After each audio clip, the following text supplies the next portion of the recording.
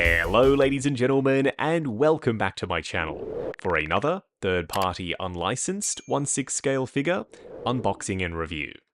Today we're taking a look at The Last Father by Toysera, aka Pedro Pascal as Joel, based off his appearance in HBO's The Last of Us. Now I got mine at a discount from 1/6 Kit. I have popped a link to their site in the description below. As always, this is not a promotional video, this is a review, so that link is there for your reference purposes only. While you're down in the description, why not hit that subscribe, bell notification icon, and join button, so you're notified as soon as a brand new third-party figure review goes live on the channel. As for the box art, it is simple, but I'm here for it. We've got an image of Joel up front, done in high gloss, so he pops against the satin black background, a Toysera logo, and The Last Father down below. These third-party names, man, The Last Father did get me when they announced this guy. I suppose it works for Joel, seeing as though he is sort of like a father figure for Ellie. On the side of the box, we've got some generic bush. Around the back, warnings, legal information, all of the boring stuff. I was hoping that we'd get Ellie at the same time as Joel, because they're inseparable. I don't think that anyone is only going to pick up Ellie or only going to pick up Joel. It's both or bust.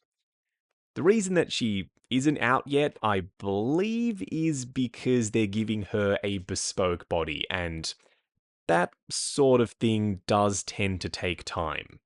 Because custom body means new molds and testing and R&D to make sure it's not loose or floppy or anything and the joints are nice and sturdy. Fingers crossed it doesn't take too long for them to release Ellie. First in-hand impressions for Joel?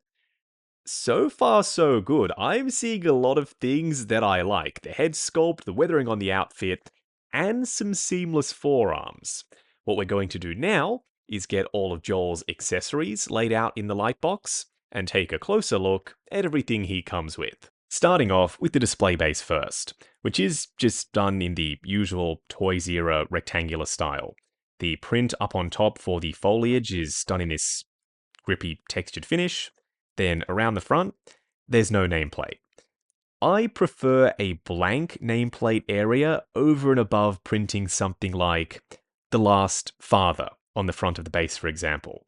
This way, we can leave it blank or simply add our own nameplate a little bit later. Up top, an adjustable crotch grabber. I'm a massive fan of 1/6 scale bags, especially when they're functional, because simply by opening up this top flap, which is held in place with a magnet, and taking the foam out of the inside of the bag, now we can put all of that shit inside of it. And when you want to mix up the pose, you don't have to go rifling through the box or an accessories tub. It's all going to be stored on the figure inside his very own backpack. It's basically accessory storage, and I am so here for it. The backpack itself is weathered, and yes, you can detach the bedroll and unroll it if you want to. They do give us both the damaged and undamaged versions of his watch. The strap is real fabric and the hardware is actual metal. You will have to unthread everything when you want to install either of them on either of his styles of forearms. We'll get to that a little bit later. The top cover is done in translucent plastic and the faces are printed on the underside. I was really hoping this flashlight was going to work just like InArt's The Batman, because it looks like there is a little LED around the front. I've tried to open it, it simply doesn't want to, so for now I'm going to assume this is a non-functional flashlight, it's just for show. The sculpt work is decent, but the paint applications are where this thing shines. I'm so sorry. There's some dirt and grime for this silver middle section, and what looks like a wrap around the bottom. Believe it or not, this, I think, is supposed to be beef jerky or some sort of cured meat. And it feels like it too, it's a little bit soft and squishy. There's a wash over the top and a lighter reddish brown dry brush to bring out the sculpt work. This is an M4, yeah? You'll have to let me know down in the comments below. I live in Australia and we're not up with all the gun stuff. They're just simply not as accessible in this country. You can extend the stock, which looks like it's got some duct tape around it. You can also move the charging handle and remove the magazine, which does have some painted bullet detail up on top. The entire weapon has some silver dry brushing over the top to make it look like it is quite well used. This wrap on the sling also adds to the beaten up ragtag look and feel. I did make sure to go through all of the accessories on the right hand side of the screen first, because everything on the left, from the cans to the thermos and flask and revolver and hunting knife and shovel and bolt action rifle, all of that stuff is made out of die-cast metal. And you can feel every ounce of it. These soup cans are legit, man. They are very, very heavy. We do get a few different varieties. From Stewie's Puritan, it's a ragu, and Morton House, it says meatball stew on the front. The labels do extend all the way around, including some little barcodes. And up on top, we've got the little poppers that would be used to open the tins. It looks like there's a wash and some dry brushing. I think that's just the metal they've cast these things out of. I have never seen more realistic 1/6 scale tins or cans of soup. Okay, those were heavy. These are something else entirely. The thermos is just a brick. If you threw this at someone, you would do considerable damage. The flask has some scuffing and almost battle damage or wear and tear on the surface. I would love to see how they did that at the factory. They probably got a hammer and were destroying this thing, smashing it on a table. Thermos looks a lot cleaner, and the lid is open. You could foreseeably pour something inside if you wanted to. There was a bit of a snafu with the sheath for the hunting knife and the holster for the revolver. Toys Era forgot to include them in the package, so if you ordered them from 1/6 Kit, he is sending out the sheath and the little holster separately. Keep an eye out for it. The revolver is real metal. You can open up this section and it rotates as well. The hammer is fixed in place, and that's understandable because the thing is already complex enough being made out of real metal. I've said real metal way too many times already. The hunting knife is a little bit prickly, so do be very careful not to spike yourself when you're wedging this into his gripping hand. Was it necessary to make the head of the shovel out of metal? No, probably not. Am I glad that it has that real hefty, cold to the touch feel? 100%. This thing is awesome. The stem is made out of plastic with a printed or painted wood grain on the surface. Then down below, this has a decent level of shine to it, but it looks rusty and well used and worn at the same time. This bolt action rifle is the shit. You can actually move the bolt. It slides up and slides back a little. The sights are adjustable up and down, not that you can really use them because the scope is fixed in place. All of the bits that are supposed to be made out of metal, down below for the trigger, this bit around the back for the stock, and the front barrel and the sight, this is all die cast. Whereas the main section that's supposed to look like wood, that's plastic with the painted wood grain. The sling is made of almost like a waxy canvas material, so I don't think it's pleather. It shouldn't degrade on you. They're going all out with Joel. We also get some seamless forearms. These are a pair. You're supposed to use this one to cup the underside of the rifle, whereas for the right side, we get a trigger finger hand. We get two relaxed open palm hands. The detail on these seamless forearms is bloody beautiful. The skin texture and the shading and the wrinkling and the subtle, almost chubbiness to the fingers. These are probably what I'm going to end up displaying Joel with in the collection. And then we get some normal hands as well. They're made of a softer plastic, so prying the gripping hands open to install the weapons inside is not going to be a huge challenge. We only get one of each of these for some reason. Very Hot Toys of you, Toys Era. One closed fist and one barrel cupping hand for the left side. Also an odd combination. Out of the box, he comes with an open palm hand and a trigger finger hand pre-installed. What we're going to do now is get Joel himself out here. Standing straight up and down in the light box, no crazy poses or accessories or anything like that. Except for his backpack. I did pop that on just to complete the look. They clearly understood the assignment, because this, in my opinion, is unquestionably their best figure to date. And that's saying something, because Toys-Era have been around for ages. They've got a super extensive resume of banger releases. I'm not trying to take anything away from their past work, but this is on a completely different level. It's like we're looking at something from an upgraded version of Toys-Era. They've learnt from their mistakes and they've poured everything into this release. Full metal accessories, weathering on the outfit, seamless forearms, and the head sculpt. The head sculpt is the star of the show. Outstanding work by sculptor Yixi, and then the factory for producing at this level of quality at scale.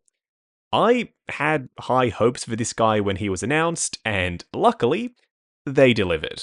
Up close and personal, kicking things off with Joel's head sculpt. This has to be one of the best 1/6 scale third-party head sculpts I've ever seen. Now, the master sculpt was done by Yixi, who works for Hot Toys and Sideshow quite regularly. So that's why, just pure sculpt-wise, the texture and detail and likeness is on point. But the paint applications are no slouch either. We've got some speckling for skin texture, washes in the crevices, some greys for his moustache and the beard, and the hair up top as well. Is the paint doing the sculpt justice? For the most part, yes, but I do think it could be a little bit better. If this head sculpt had a repaint by a master painter like Yearlim or Rodman, I reckon it would look absolutely breathtaking. It's still great, but it could be better. Now, there is a subtle skin tone mismatch between the neck and the head sculpt. The collar is chunky enough that it casts a shadow in there on the neck, and that obscures that skin tone mismatch enough that, from a distance, it doesn't jump out at me. My favorite part about the sculpt has to be the expression. It looks just like Pedro as Joel. He's got this really sad, somber look about him, which is exactly what I was hoping for. You all know I love my 1/6 scale backpacks because they add so much functionality to a figure. You can open up the backpack, remove the foam inside, throw all of his hands and accessories in here, and because most of the stuff that he comes with is made out of metal, it will add weight to the bag and it'll pull it down over his shoulders, making it sit a lot more naturally. Not that it doesn't do that already, because the bedroll is quite heavy. You can unbuckle these real clips and then you can unroll it if you so choose. The bag is weathered and so too is his jacket, even around the back. Which sounds like a given, but I've seen some companies only weather the front of outfits because weathering fabric at a mass production scale isn't very easy.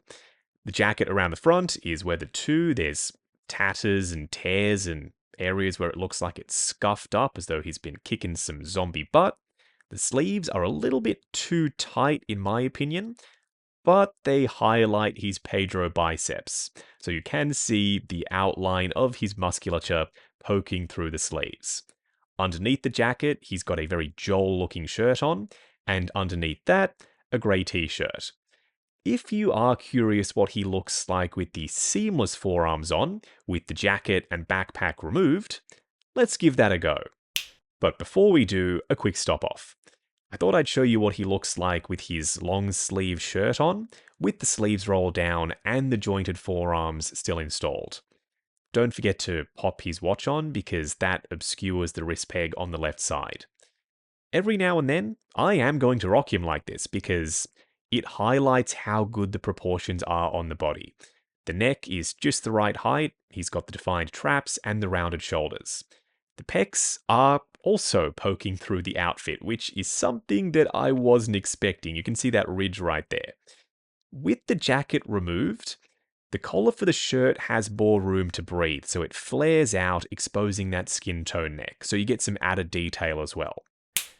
I know that seamless forearms are all the rage at the moment, for maximum realism and detail. And these are some of the best I've seen in terms of the sculpt and paint, from the skin texture to the vein work and the shading, plus the fingernails sculpted in. But that doesn't save them from looking a little bit strange. They come across as though they're underbaked to me. The hands look more like mannequin hands because of the cup gesture versus realistic people hands.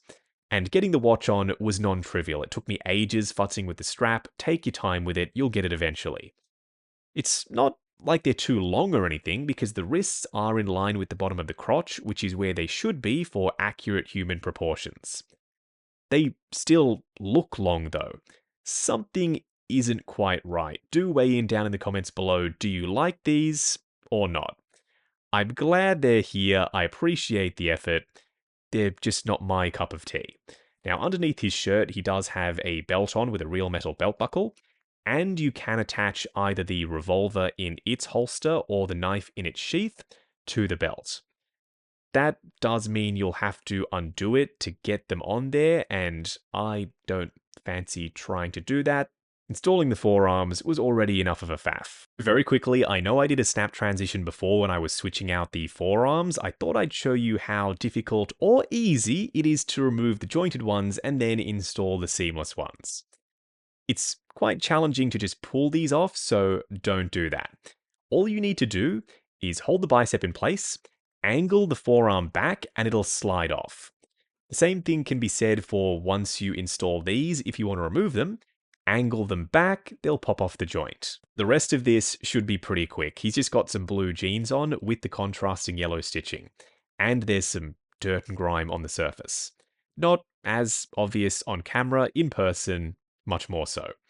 The boots are a single piece sculpt instead of a split cut, which I normally prefer, but they're flared out at the top, so he still gets a decent range of motion out of the ankles. There's some leather grain texture sculpted in, wrinkling and stitching, and there's some sculpted tread with a lighter dry brush over the top. Underneath the boots, painting that, most companies wouldn't bother. And the same thing can be said for socks. Does this guy have socks on underneath his pants? Yes, he absolutely does. Completely unnecessary, but that just goes to show that Toys Era, they wanted to capture as much detail as possible, all the way down to some socks that you are never going to be able to see. For a quick side-by-side comparison, this is actually pretty interesting. It's not often we get to see live action and video game versions of the same character in the same scale standing together. On the left, Toys Era's Joel from the HBO series, played by Pedro Pascal, and on the right, CC Toys Joel from The Last of Us Part 2. Toys Era went bigger with their body, but more proportionate as well. It looks more realistic to me. The tailoring is sharper, it hugs the body better, and the skin tone is nowhere near as red as CC Toys Joel. Apparently, they're also working on an HBO series version of Joel. We will do a comparison next to the Toys Era one whenever that eventually releases. CC Toys did an okay job with their Joel, but they killed it with their Ellie. I am really happy with how this figure turned out. She is shorter than Toys Era's Joel, and if you wanted to mix and match video game Ellie next to live action Joel, it doesn't look half bad. For now, at least, until we get the Toys Era Ellie, I am going to have these two posed up alongside one another in the display. Going over articulation, starting off with Joel's head sculpt.